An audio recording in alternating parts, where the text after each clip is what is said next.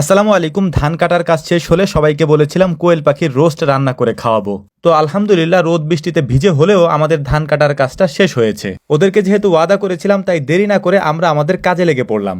আমাদের এখানে কয়েক রকম কোয়েল পাখি থাকে, তার মধ্যে অন্যতম একটা হচ্ছে আমরা যে পুরুষ কোয়েল পাখিগুলি রেখে দেই, এই কোয়েল পাখিগুলি আমাদের এখান থেকে অনেকে নিয়ে যায় খাওয়ার জন্য। তো সেই পুরুষ কোয়েল পাখিগুলি থেকেই আমরা প্রায় 25 থেকে 30টা কোয়েল পাখি রেখে দিয়েছি আজকে এই রোস্ট রান্না করার জন্য। প্রথমে এই কোয়েল পাখিগুলিকে আমরা সুন্দর করে ধুয়ে পরিষ্কার করে এগুলিকে হালকা লবণ দিয়ে মাখিয়ে তারপর ডুবা তেলে এগুলিকে আমরা ভেজে নিচ্ছিলাম।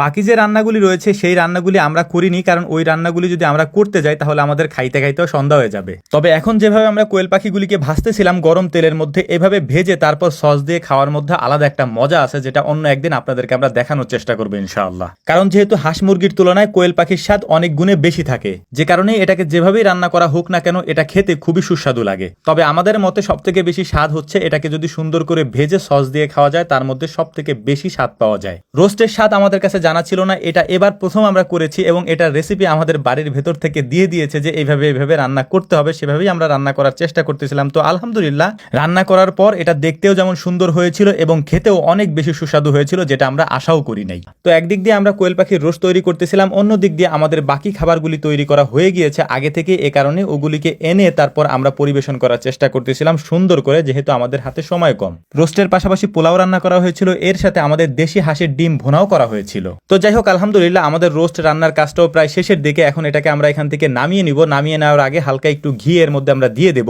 মূলত খাওয়ার জন্য পুরুষ কোয়েল পাখিগুলিকেই আমরা রেখে দেই এবং আমাদের থেকে অনেকে এই পুরুষ কোয়েল পাখিগুলি খাওয়ার জন্য নিয়েও যায়। আমাদের কাছে খাওয়ার জন্য পুরুষ কোয়েল পাখিগুলির চাহিদা বেশি থাকার কারণে আমরা এই কোয়েল পাখিগুলি দিতে পারি না ঠিক মতো, কারণ এগুলির চাহিদা অনেক বেশি থাকে। অনেক সময় আমরা নিজেরাও এগুলি খেতেও পারি না এবং বাড়িতে আনতেও পারি না। তো যাই হোক আলহামদুলিল্লাহ মোটামুটি আমাদের রান্নাবান্নার কাজ শেষ। এখন মূলত হচ্ছে আমরা সবাই একসাথে বসে এটাকে সবার মধ্যে পরিবেশন করে দেওয়া হবে। তো একজন দুজন করে এটাকে সবার মধ্যে পরিবেশন করে দিচ্ছিল এবং আমরা সবাই মিলে একসাথে এটাকে আল্লাহ তাআলার উত্তম রিজিক হিসাবে গ্রহণ করছিলাম। তো আমাদের জন্য দোয়া করবেন। আসসালামু আলাইকুম ওয়া রাহমাতুল্লাহ।